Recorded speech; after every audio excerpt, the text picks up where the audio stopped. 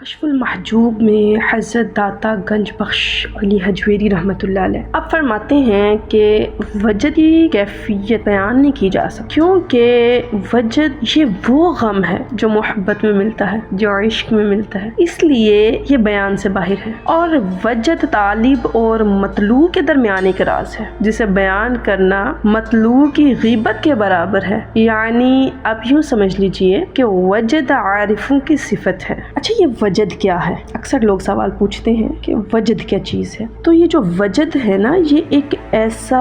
روحانی جذبہ ہے جو اللہ کی طرف سے انسان کے باطن پر وارد ہوتا ہے۔ اچھا، اب یہ جب جذبہ وارد ہوتا ہے تو اس کے نتیجے میں خوشی کی یا غم کی کیفیت پیدا ہوتی ہے، اور اس جذبے کے انسان کے باطن پر وارد ہوتے ہی انسان کی دل کی حالت جو ہے وہ بدل جاتی ہے، اور انسان کے اندر رجوع اللہ، اللہ کی طرف لوٹنے کا، اللہ سے ملاقات کا شوق پیدا ہوتا ہے۔ گویا کہ وجد ہم کہہ سکتے ہیں کہ ایک طرح کی راحت ہے، ایک خوشی ہے، ایک سکون ہے، اور یہ خوشی، یہ سکون، یہ راحت، یہ لذت اس شخص کو حاصل ہوتی ہے جس کی